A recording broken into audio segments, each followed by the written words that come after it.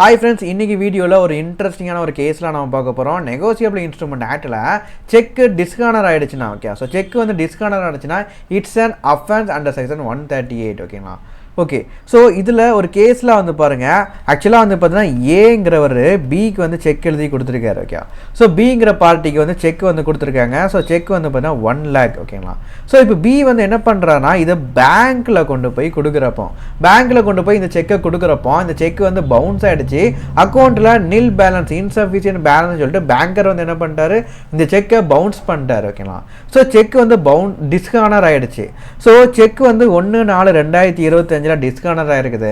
So இந்த டிஸ்கானர் ஆகிடுச்சுன்னா B வந்து என்ன பண்ணணும், பி வந்து ஏ கிட்டக்க நோட்டிஃபை பண்ணியிருக்கணும். வித்தின் 30 daysக்குள்ளே பி வந்து என்ன பண்ணியிருக்கணும், ஏ கிட்ட நோட்டிஃபை பண்ணியிருக்கணும் ஓகேங்களா.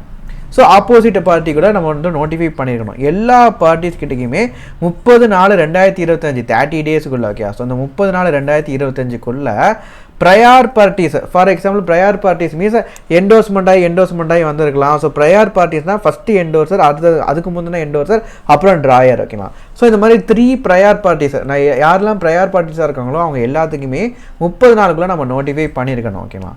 ஸோ நோட்டிஃபை பண்ணி 15 daysக்குள்ளே அவர்கிட்ட இருந்து நமக்கு என்ன பண்ணியிருக்கணும், பேமெண்ட் வந்து ரிசீவ் ஆகிருக்கணும். நம்ம நோட்டிஃபை பண்ணியாச்சு, நீங்கள் கொடுத்த செக் வந்து டிஸ்கானர் ஆகிடுச்சு ப்ரோ அப்படின்னு சொல்லி நம்ம நோட்டிஃபை பண்ணியாச்சு. நோட்டிஃபை பண்ணி 15 நாளுக்குள்ளே அந்த பார்ட்டிக்கிட்ட இருந்து நமக்கு பேமெண்ட் வந்திருக்கணும். சப்போஸ் அந்த பார்ட்டி நமக்கு பேமெண்ட் பண்ணலைன்னா it's an offence under section 138 ஓகேங்களா. ஸோ 15 daysக்குள்ளே அவர் பேமெண்ட் வந்து நமக்கு பே பண்ணலை அப்படின்னா அஃபென்ஸ் அண்டர் செக்ஷன் 138. ஸோ அவருக்கு என்னென்ன பனிஷ்மெண்ட் வந்து கொடுப்பாங்கன்னா 2 வருஷம் ஜெயில் கொடுப்பாங்க, 2 வருஷம் இம்ப்ரிசன்மெண்ட். இல்லை அப்படின்னா